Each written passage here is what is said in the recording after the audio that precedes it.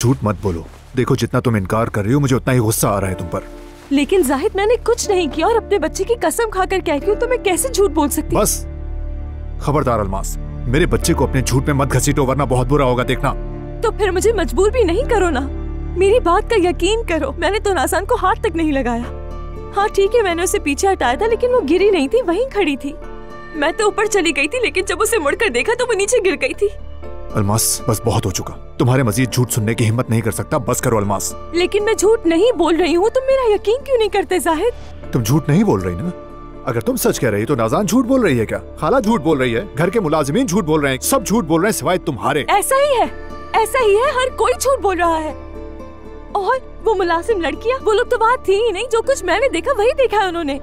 आयतुल साहिबा इसलिए ये सब कुछ कह रही है कि वो नाज़ान के साथ मिली है। तुम्हारे मुताबिक नाज़ान ने अपने साथ खुद किया ये सब? यानी तुम ये साबित करना चाहती हो कि मैं उसकी बात पर यकीन ना करूं और सिर्फ तुम्हारी बात पर यकीन करूं? समझ लो, उसकी गर्दन टूट सकती थी, कोई शदीद चोट आ सकती थी, नाज़ान मर भी सकती थी नाज़ान। अलमास हम भी मर सकते थे जाहिद, क्या तुम भूल गए हो? कुछ याद नहीं? अगर मैं भी चाहती तो उस वक्त सब कुछ खराब कर सकती थी। मैं कह सकती थी उस औरत ने गाड़ी के नीचे धक्का दिया, लेकिन मैंने क्या किया जाहिद? कुछ नहीं किया, बल्कि उसे माफ कर दिया मैंने। उस वक्त मैंने तो ये सोचा कि ये भी हो सकता है कि ये सब एक हादसा और कुछ नहीं। लेकिन क्या मिला उसके बदले में? तुम मेरा यकीन नहीं कर रहे जाहिद, लेकिन उस औरत पर यकीन कर रहे हो जिसने सालों तक तुम्हें धोखे में रखा। क्या हो गया है तुम्हें जाहिद? तुम खुद तो सोचो। देखो, मैं नाज़ान की किसी भी हरकत को नहीं भूला हूँ, समझ गई? वो एक अलग बात है। अगर वो खुद से ये हरकत करती तो तुम्हें लगता है कि तुम इस घर में आज मौजूद होती? मैं जो ये बात कह रहा हूँ, क्या तुम इसका मतलब जानती हो अलमास? क्या मतलब है इसका, जानती हो तुम? इसका मतलब यह है कि मेरा बच्चा जेल में पैदा होता। अब समझी तुम? वो केस कर देती और इस हालत में तुम जेल में सड़ रही होती इस वक्त। मैं इस वक्त सिर्फ अपने बच्चे के बारे में सोच रहा हूँ और तुम भी यही करो। आराम करो और मुझे भी आराम करने के लिए वक्त दो प्लीज।